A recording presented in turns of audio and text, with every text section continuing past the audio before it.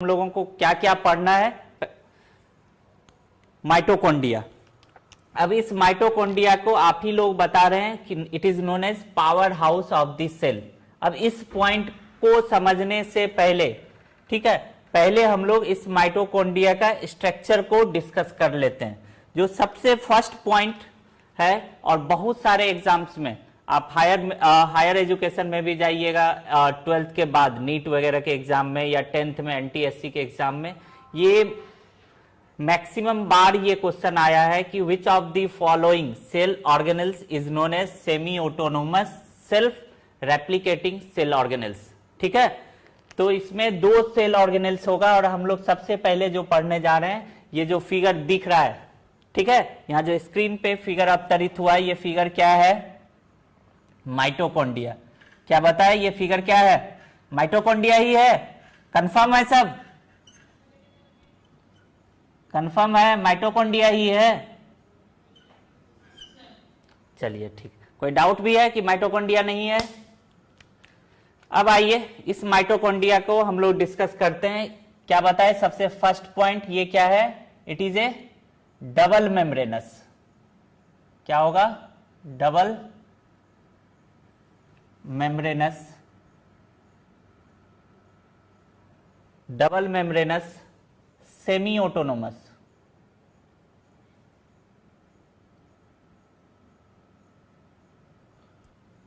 Self replicating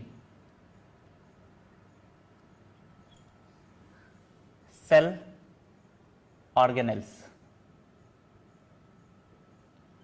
अब आइए इस पॉइंट को पहले समझिए। फर्स्ट पॉइंट है, it is a double membranous. क्यों बोले डबल मेम्ब्रेनस? फिगर को देखिए, फिगर में कुछ दिख रहा है?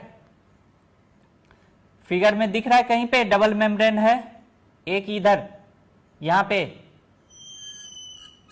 एक मेम्ब्रेन, इनर मेम्ब्रेन जिसको बोला जा रहा है, ठीक।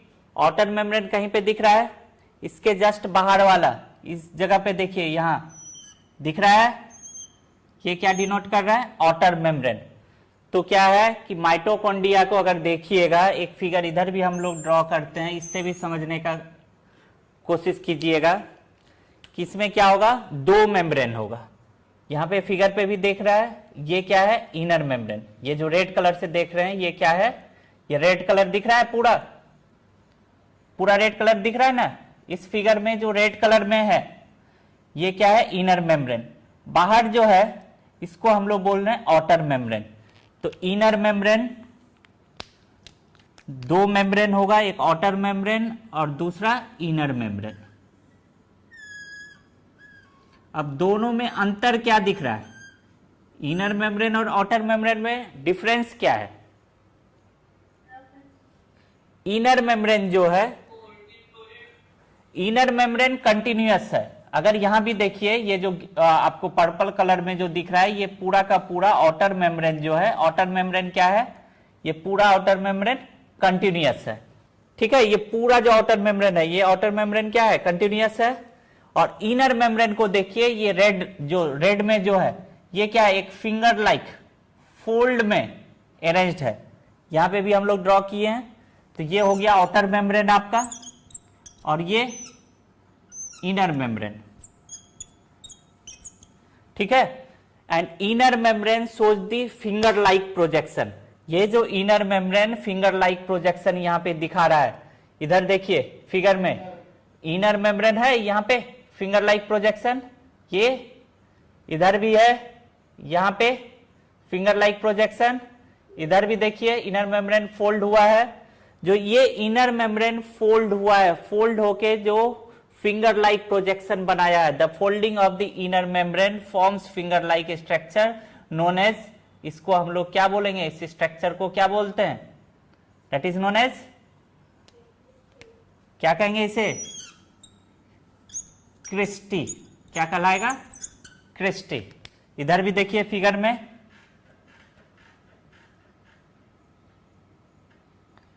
ठीक। अब आ जाइए, डबल मेम्ब्रेनस इसलिए बोले, दो मेम्ब्रेन होगा, एक आउटर मेम्ब्रेन होगा और एक इनर मेम्ब्रेन होगा। ठीक, अब इस दोनों के बीच में आउटर मेम्ब्रेन और इनर मेम्ब्रेन के बीच में जो स्पेस है that is known as peri mitochondrial space या इंटर मेम्ब्रेनस स्पेस। आप इसको क्या कहेंगे? Peri mitochondrial space. और ये स्पेस क्या है? स्पेस बिटवीन किसके किसके बीच का? Outer membrane and inner membrane. Outer membrane और इनर मेम्ब्रेन के बीच में जो जगह है, यहां भी देखिए पर्पल और रेड, ये पर्पल और रेड दोनों के बीच में, पर्पल और रेड के बीच में जो ये स्पेस दिख रहा है, ये स्पेस, ये पूरे के पूरे स्पेस को हम लोग बोलते हैं पेरी माइटोकॉन्ड्रियल स्पेस। इधर स्क्रीन पे ध्यान दीजिए, ये पूरे स्पेस को हम लोग कहेंगे पेरी माइटोकॉन्ड्रियल स्पेस। तो डबल मेम्ब्रेनस। नेक्स्ट आ जाइए, सेमी ऑटोनोमस।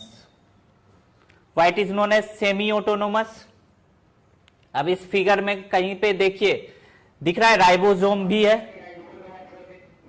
इसमें क्या है? खुद का राइबोसोम है। इसके पास क्या है? खुद का राइबोसोम है। इधर देखिए इस फिगर में इसके पास खुद का राइबोसोम्स भी होगा, और राइबोसोम होने के वजह से it has its own ribosome. और ये राइबोसोम कौन सा होगा? प्रोकैरियोट्स में कौन सा राइबोसोम मिल रहा था? कौन सा मिला था प्रोकैरियोट्स में? 70S। कौन सा मिला था? 70S। तो अब इसके पास खुद का राइबोसोम है, तो इसका मतलब क्या है? ये खुद का प्रोटीन बना सकता है, प्रोटीन सिंथेसिस कर सकता है ना।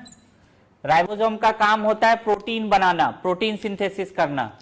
तो ये खुद का प्रोटीन बना सकता है, इसलिए इसको बोला गया semi autonomous. So it is known as semi autonomous, इसलिए इसको हम लोग बोलते हैं सेमी ऑटोनोमस। क्लियर हो गया? डबल मेम्ब्रेन हम लोग देख लिए, ठीक है। सेमी ऑटोनोमस क्यों है? क्योंकि इसके पास खुद का राइबोसोम है। अब तीसरा टर्म है, third term is the self replicating. अब क्वेश्चन है why it is known as self replicating, इसको क्यों हम लोग कहेंगे? अब फिगर में देखिए कहीं दिख रहा है कि इसके पास खुद का डीएनए है? इस जगह पे देखिए दिख रहा है, इसके पास क्या होगा? खुद का डीएनए होगा। और इसके खुद के डीएनए को, ये जो डीएनए है, इसके खुद के डीएनए को हम लोग बोलते हैं माइटोकॉन्ड्रियल डीएनए। तो यहां पे आप शॉर्ट में लिख लीजिए माइटोकॉन्ड्रियल डीएनए। तो खुद का डीएनए होगा, इसके पास क्या है? डीएनए है। अब जो ये डीएनए है, डीएनए से जो डीएनए बनता है, डीएनए से जो डीएनए बनता है, इस प्रोसेस को हम लोग क्या बोलते हैं? डीएनए से जो डीएनए बनेगा, इस प्रोसेस को क्या कहते हैं? रेप्लिकेशन। ठीक है, सिंथेसिस ऑफ डीएनए। अगर डीएनए से डीएनए बन रहा है, इस प्रोसेस को बोलते हैं रेप्लिकेशन। मीन्स इसके पास राइबोसोम है तो प्रोटीन बना लेगा, डीएनए है तो खुद का डीएनए बना सकता है, इसलिए इसको बोला जाता है सेल्फ रेप्लिकेटिंग। मीन्स ये खुद के डीएनए से डीएनए बना लेता है। यहां तक क्लियर है? अब क्लियर हुआ डबल मेम्ब्रेनस क्यों बोलते हैं? Semi autonomous self replicating cell organelles क्यों कहेंगे? क्योंकि इसके पास खुद का राइबोसोम है, इसके पास खुद का डीएनए है, जो ये डीएनए रेप्लिकेशन कर सकता है। तो फिर से एक बार फिगर को देखिए, आउटर मेम्ब्रेन, इनर मेम्ब्रेन, दोनों के बीच का स्पेस पेरीमाइटोकॉन्ड्रियल स्पेस। अब inner membrane shows finger like projection, और इस फिंगर लाइक प्रोजेक्शन को हम लोग बोलते हैं, क्या कहते हैं इसे? Cristae. Inner membrane shows the finger like projection and this is known as, यहां पे लिख लीजिए कि inner membrane shows finger like projection.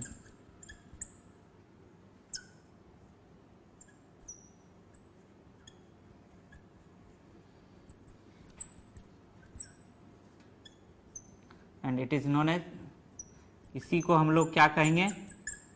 Christie. अब नेक्स्ट आ जाइए, मैट्रिक्स। ठीक है, अब ये पूरा का पूरा जो दिख रहा है, ये क्या है? Matrix of the mitochondria. ये हम लोग बात कर रहे थे, ये क्या है? मैट्रिक्स।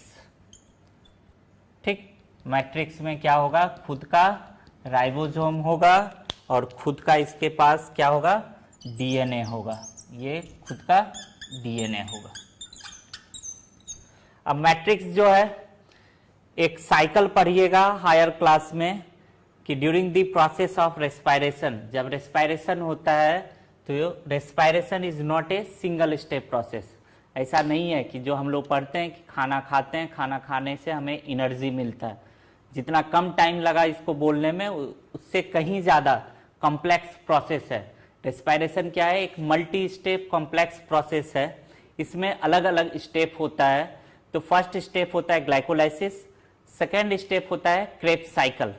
तो क्रेब्स साइकिल जो होता है, क्रेब्स साइकिल्स का सारा enzyme except one enzyme that is succinate dehydrogenase, all the enzymes of the Krebs cycles are present in matrix. तो मैट्रिक्स जो होगा, अगर मैट्रिक्स का बात करें माइटोकॉन्ड्रिया के मैट्रिक्स का, तो ये क्या होगा, कलरलेस प्रोटीनेशियस फ्लूइड। ठीक है, मैट्रिक्स को हम लोग क्या कहेंगे, ये जो मैट्रिक्स है इस मैट्रिक्स को हम लोग क्या कहेंगे, ये क्या होगा, कलरलेस प्रोटीनेशियस फ्लूइड। क्यों, क्योंकि इसमें आपको all the enzymes of Krebs cycles, एक स्टेप होगा क्रेब्स साइकिल, क्रेब्स साइकिल्स का सारा एंजाइम यहां पे मिलेगा, आर प्रेजेंट, सारा एंजाइम मिलेगा accept one enzyme that is the succinate dehydrogenase. अब ये पूरा स्ट्रक्चर माइटोकॉन्ड्रिया का देख लिए, समझ में आया क्या है माइटोकॉन्ड्रिया। माइटोकॉन्ड्रिया क्या है, डबल मेम्ब्रेनस सेल ऑर्गेनेल्स होगा। ठीक, और इस दोनों मेम्ब्रेन के बीच का जो स्पेस होगा, the space between the two membrane is known as perimitochondrial space. Next हम लोग बात किए कि inner membrane shows the finger like projection. ठीक है, और इस फिंगर लाइक प्रोजेक्शन को हम लोग क्या बोले, क्रिस्टी बोले। इसका जो मैट्रिक्स होगा, इसके मैट्रिक्स में डीएनए मिलेगा, इसके मैट्रिक्स में आपको क्या मिलेगा, डीएनए के अलावा राइबोसोम्स, यहाँ पे राइबोसोम्स भी मिलेगा। ठीक है, डीएनए और राइबोसोम दोनों प्रेजेंट होता है, इसलिए इसको सेमी ऑटोनोमस सेल्फ रेप्लिकेटिंग। इसके मैट्रिक्स को देखिएगा तो कलरलेस होगा, प्रोटीनेशियस इसलिए बोल रहे हैं क्योंकि यहाँ पे सारा एंजाइम प्रेजेंट होगा। ठीक, और ये एंजाइम क्रेब्स साइकिल एक इंपॉर्टेंट स्टेप है रेस्पायरेशन का। रेस्पायरेशन में हम लोग पढ़ते हैं ग्लाइकोलाइसिस, क्रेब्स साइकिल, तो एक इंपॉर्टेंट स्टेप होगा क्रेब्स साइकिल जो है, उसके लिए जो भी एंजाइम्स है, all the enzymes are present in matrix. Actual में अगर पूछा जाए तो matrix is the site of Krebs cycle. Krebs cycle जो होगा, रेस्पायरेशन में एक स्टेप होता है, ये क्रेब्स साइकिल का जो साइट है वो क्या है, मैट्रिक्स। मैट्रिक्स क्या होगा, site of the Krebs cycle, Krebs cycle. ठीक है, अब क्या है कि इसको हम लोग बोलते हैं, क्या बोल रहे हैं, mitochondria is known as power house of the cell. अब पावर हाउस का काम क्या है, पावर हाउस का काम क्या होता है, what is the function of power house, क्या काम है, टू प्रोड्यूस एनर्जी।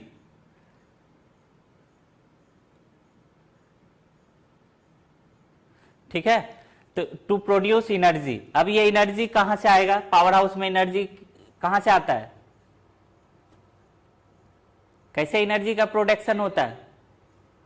अगर थर्मल पावर प्लांट है, तो उस थर्मल पावर प्लांट में एनर्जी प्रोड्यूस करने के लिए क्या चाहिए,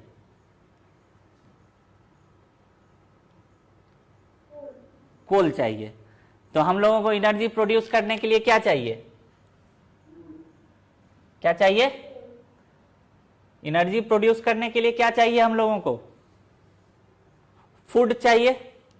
और इस फूड को तोड़ने का काम कौन करेगा, माइटोकॉन्ड्रिया। मींस माइटोकॉन्ड्रिया में क्या होगा, oxidation of the food, breakdown of the food, और इसी ऑक्सीडेशन के प्रोसेस में यहाँ पे एटीपी बनता है।